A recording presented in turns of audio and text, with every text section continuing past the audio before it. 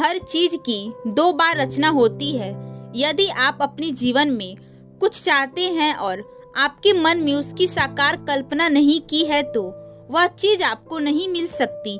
सकारात्मक विचारों के बार बार दोहराने से यह कल्पना सहज ही दिखाई देने लगती है। यदि आपको कोई चीज चाहिए तो उसके लिए क्या करना होगा? तो सबसे पहले तो आपके लिए इसकी अपने मन में सृजन करना होगा, तभी वह वास्तविक जीवन में प्रकट हो सकती है। विचारों का यह नियम कभी असफल नहीं होता। मन दो प्रकार का होता है, पहला चेतन व दूसरा अचेतन। चेतन मन के द्वारा मनुष्य जागृत अवस्था में सोचता है और बाहरी दुनिया का अनुभव करता है। अचेतन मन उन्हीं सब बातों को ग्रहण कर सुरक्षित रख लेता है। एक प्रकार से अचेतन मन को आत्म तत्व के साथ जोड़कर देखा जाता है।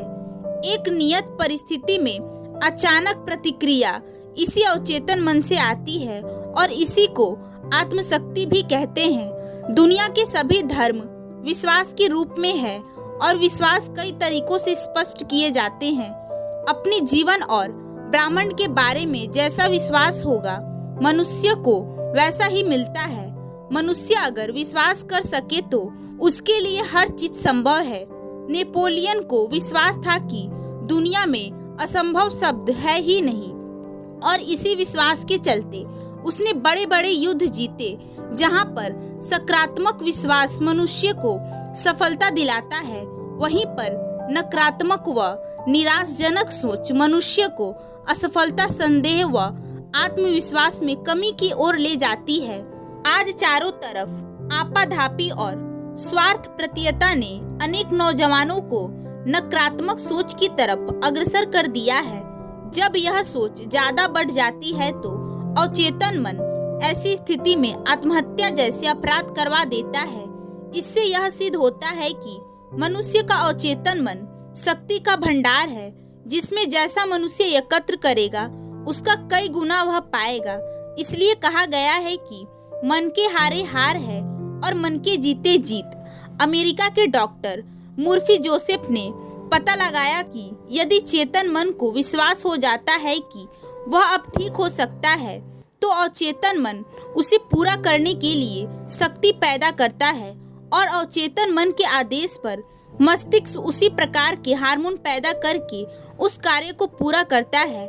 ऐसी मान्यता है कि अचेतन मन केवल वर्तमान जीवन को ही नहीं प्रभावित करती बल्कि आत्म के साथ दूसरे शरीर धारण के समय भी साथ रहता है। दूसरे जन्म में भी इसी अचेतन मन के कारण व्यक्तित्व निर्माण व संस्कार प्राप्त होते हैं। इसलिए मनुष्य यदि वर्तमान जीवन और अगले जन्म का आनंद चाहता है तो उसे अपने चेतन मन और अचेतन मन को सकारात्मक सोच व विचारों से परिपूर्ण करना होगा। रात को यदि यह सोचकर सोए कि सुबह 6 बजे उठना है तो अचेतन मन की अलार्म घड़ी आपको जगा देती है। आपकी आंख 6 बजे के करीब स्वयं खुल जाती है। कई बार तो आप ठीक 6 बजे ही जग जाते हैं। यह आपके अचेतन मन का काम है। आप उसे जो आदेश देते हैं वह उसे पूरा कर देता है। हालांकि आपको स्वयं यह पता नहीं होता कि आपने उसे आदेश दे दिया है। पिछली सदी में एक बड़ा रहस्य उद्घाटित हुआ कि वह यह है कि हमारा अचेतन मन मजाक को नहीं समझ पाता। यह हर बात को सच मान लेता है। मान लीजिए कि आपसे कोई काम गड़बड़ हुआ और आपने कहा कि मैं इतना बड़ा मूर्ख कैसे हो सकता हूँ। आप यह बात नहीं जानते, लेकिन आपने अपने अचेतन मन को यह बताकर अनर्थ कर दिया है। इसके बाद होगा यह कि अचेतन मन आपके जीवन की सभी घटनाओं की छानबीन करके आपके सामने तस्वीरें पेश करके यह साबित कर देगा कि आप सचमुच मूर्ख हैं। उसके बाद अचेतन मन आपके माध्यम से ऐसे काम ज्यादा करवाएगा जिससे आप मूर्ख साबित होंगे। यही अचेतन मन की शक्ति है। यही विचार और कल्पना की शक्ति है। अब बात करते हैं कि अचेतन मन की शक्ति का उपयोग कैसे करें। कल्पना शक्ति का सही उपयोग मानसिक चित्रों के रूप में किया जा सकता है। तो मान ले आप कोई चीज चाहते हैं, जैसे मकान या अच्छी सी नौकरी। इस तरह अंतिम परिणाम तय हो गया। इस तरह तक पहुंचने का एक तरीका यह है, मानसिक चित्र देखना कि आप मंच पर खड़े होकर घोषणा कर रहे हैं कि मैंने यह रचनात्मक कल्पना की थी जो साकार हो गई।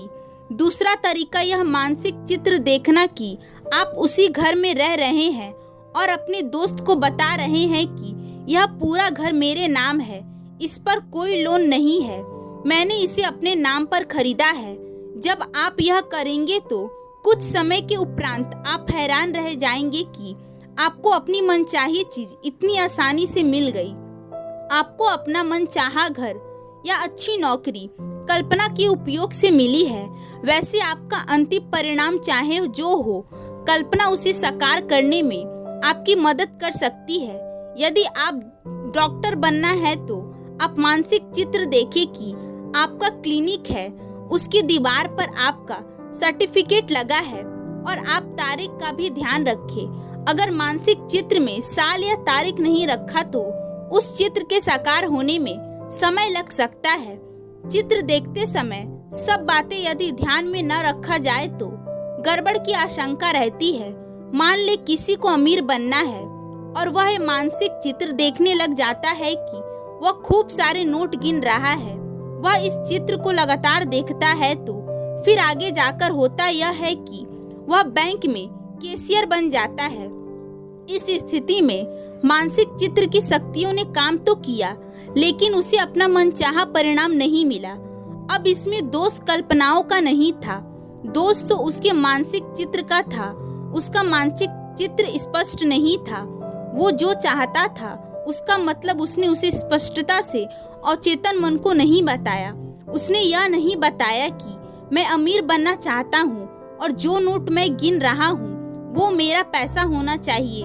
महत्वपूर्ण बात यह है कि आप पूरी स्पष्टता से अपने अचेतन मन को बताएं कि आप क्या चाहते हैं। इसी तरह का एक और उदाहरण देखें। एक इंसान ने मानसिक चित्र में देखा कि वह मरीजों का इलाज कर रहा है, उनका ब्लड प्रेशर, मरहम पट्टी कर रहा है, सुई लगा रहा है।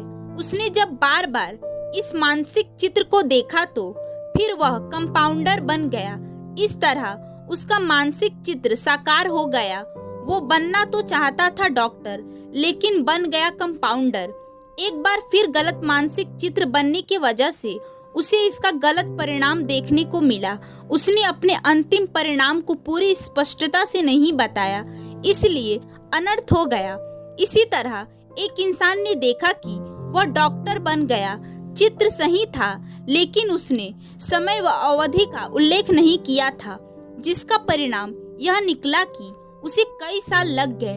अचेतन मन को समझ सीमा बताना बहुत महत्वपूर्ण है।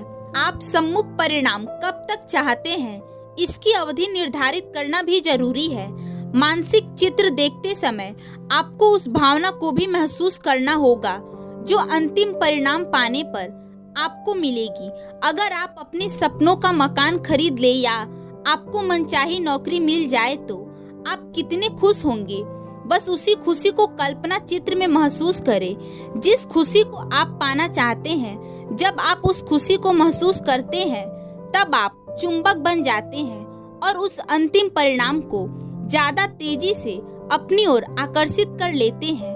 यह बात बहुत महत्वपूर्ण है, लेकिन लोग इसे नजरअंदाज कर देते हैं।